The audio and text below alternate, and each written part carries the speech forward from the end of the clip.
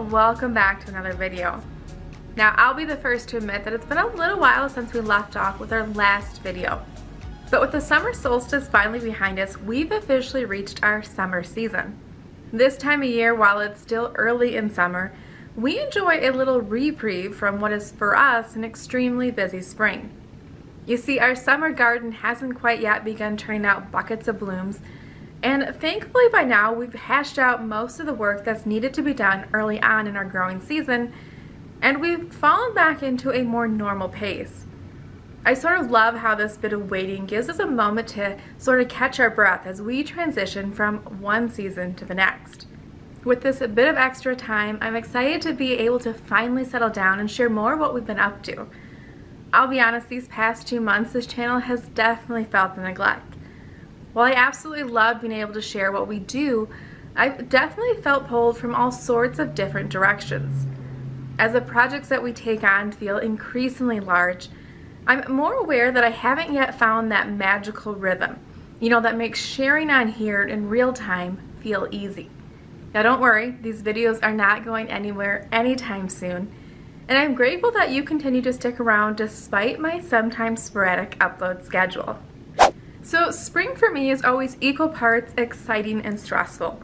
I love the time of year when the weather starts to warm up and the days start to lengthen and the first hints of green start to surface. But I also can't help but feel pressure to complete so many different tasks.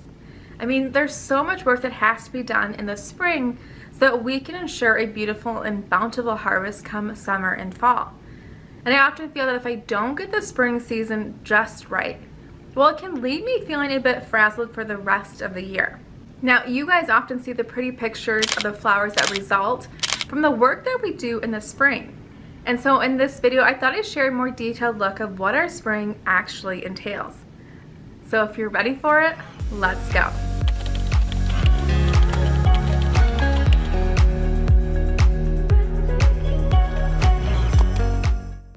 As I've said at the start of this video, spring is usually buzzing with activity here on our small flower farm. And I want to show you some of the key things that we're focused on for this time of the year.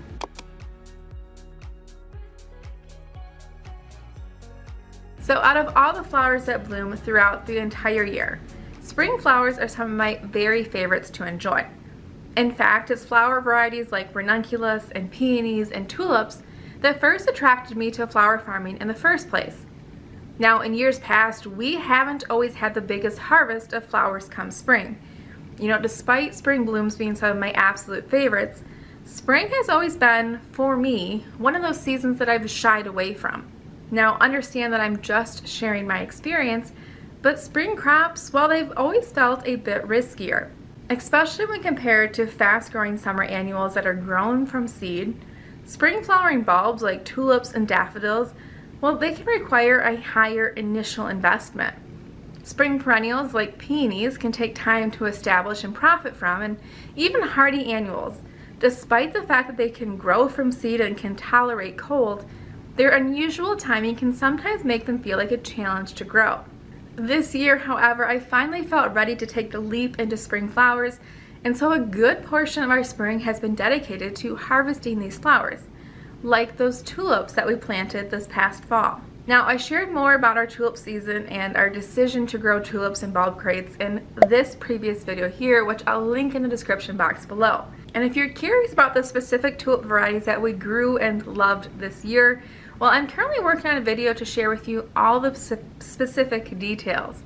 But to sort of just give you the quick Cliff Note version, growing tulips has been a very rewarding and worthwhile process for us. And I've very much enjoyed having flowers ready to go early on in the year. With our tulips, we were able to hit several flower-focused holidays like Easter and Mother's Day. And I really think that our customers enjoyed those earlier blooms. Despite tulips being a new crop for us, the demand for flowers during these earliest parts of the year was so high that we were able to successfully sell out of our tulip bunches most weekends.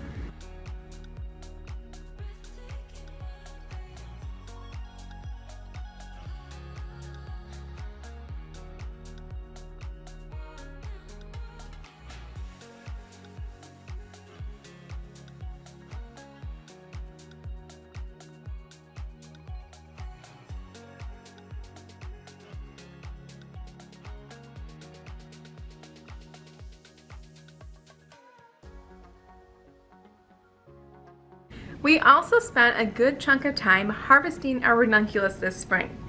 Now, ranunculus season, it always feels quick here.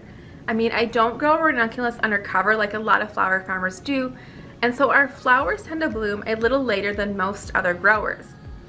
The fact too that we experienced very warm temperatures early on in our spring season, well, it meant that our ranunculus returned to their dormant state much quicker than normal. It was a very quick season with them, but it's hard to be mad about it. I felt like we were able to achieve much better quality with our blooms this year, and I always chalk that up as a win, you know, whenever I'm able to improve my skills growing a specific crop.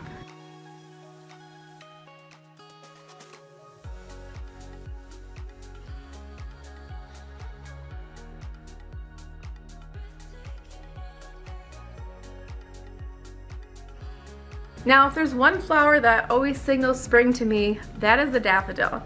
Unlike our other spring crops that we grow inside or a combination of inside-outside, daffodils are the one true perennial that we grow that comes back on its own. And so their timing is left up to Mother Nature.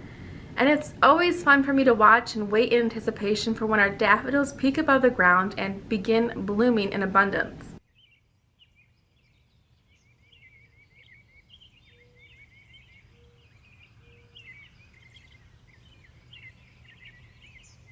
I know that not everyone loves daffodils as much as I do, but I must admit my appreciation for them seems to deepen with each passing year. Not only do I love how ruffled and fragrant the specialty varieties are, but as a grower I appreciate their reliability and how they're a no-fuss, low-maintenance flower to grow. I mean, daffodils in particular, they seem to thrive off of neglect. They're never bothered by deer or other pests, and they're extremely hardy to cold temperatures. Best of all, they really crank out the blooms year after year. I first started my collection back in 2020, and each year I can't help but tucking a few more varieties into the garden. I'll admit I'm still amazed by how productive those first bulbs remain, even now several years later. If you've never considered growing daffodils yourself, I encourage you to give these early spring bloomers a try. Like me, you may be surprised by how much you look forward to these early spring blooms, especially if you endure a long, dreary winter like we often experience here in West Michigan.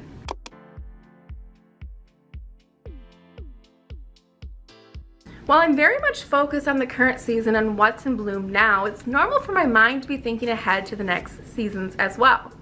Warm, loving, tender annuals have been the backbone of our flower farm ever since I started growing flowers. And even now, we spend a good chunk of our spring preparing for warmer weather by sowing lots of seeds in trays. I'll admit it's easy for me to overdo the seed starting. I have to remind myself that each and every tiny seed will eventually grow into a robust and mature plant, but I just love stocking our cutting garden with plenty of beautiful ingredients.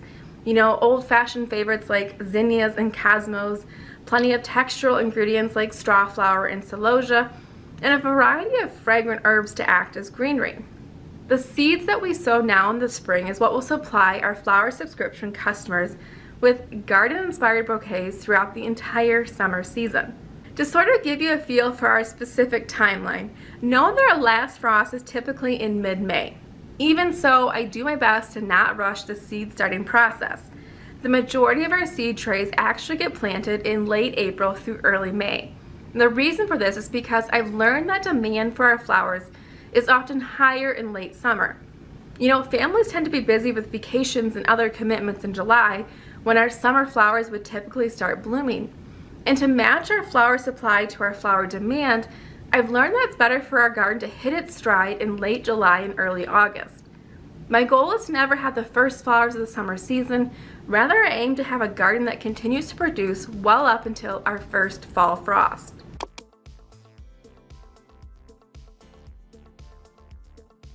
Now, of course, those seedlings will need somewhere to go, and so as early as the soil can be worked, we do our best to prepare our annual beds for planting.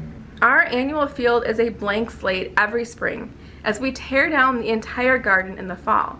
It's taken me a number of years of trial and error, but I love how with each passing year, we get just a bit more seasoned at growing our cut flower garden.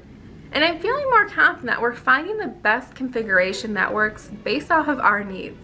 Now in the fall, I like to cast a cover crop over our annual field to help give back to the soil. And so come spring, this ground gets a light till.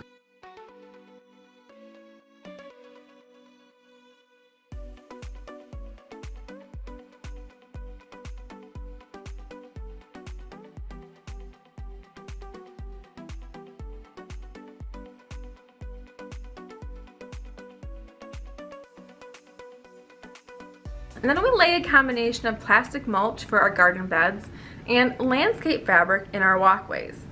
I prefer to do these tasks in the late spring before the heat of summer sets in and makes this task a bit less enjoyable. And then after the threat of frost is behind us, we'll plant the space with our dahlias and those seedlings that I've started in trays.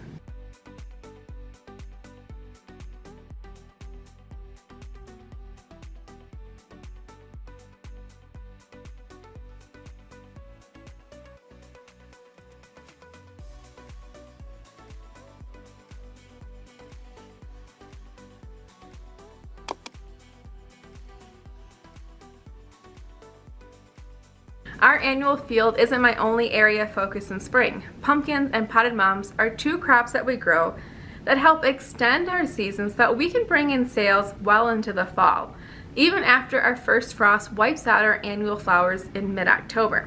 And so prior to planting our pumpkin patch, which we always aim to do in late May or early June, we'll work the ground and heavily amend the soil.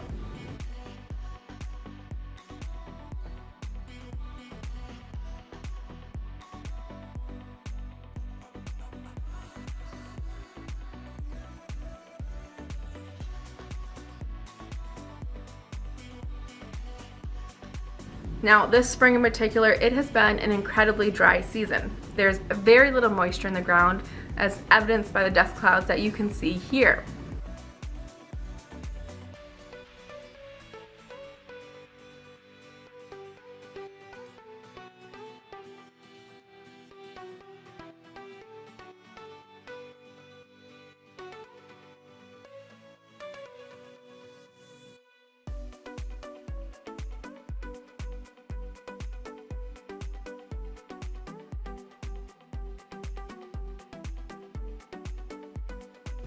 And with little chance for rain, we did our best to pump water onto our field prior to planting. You know, without dedicated irrigation for our pumpkin patch, I know it's going to be a difficult year for growing pumpkins. To be honest, I'm not sure that our effort really made all that much difference. I mean, it's hard to pump enough water onto this field to make a noticeable difference in moisture level, but still, you gotta try something. Now our mum plugs, they don't arrive until mid-June, but since we fill all of our pots by hand, I use the time I have in early spring to fill each pot with soil.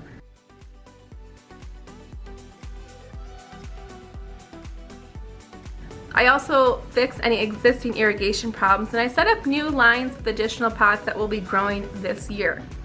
I want to be ready so that when our plugs do arrive, that I can just plop them into their pots and let them grow.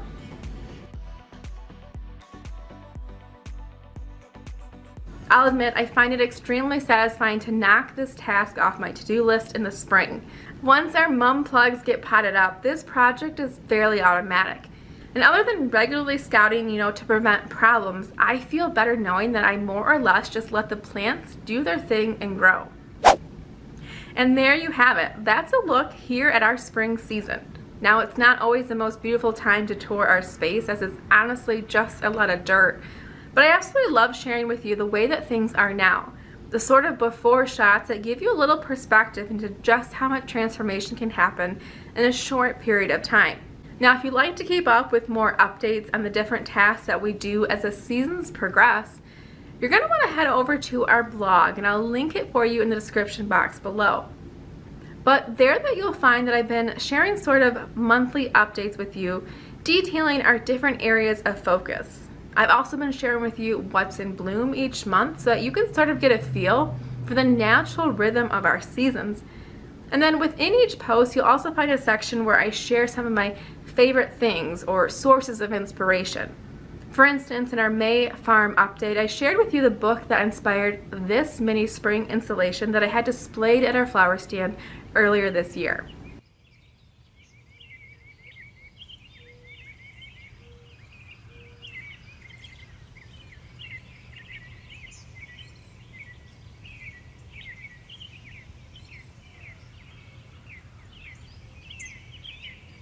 Well, there you have it. That's going to wrap up this video. I just want to say thank you so much for hanging out with me today.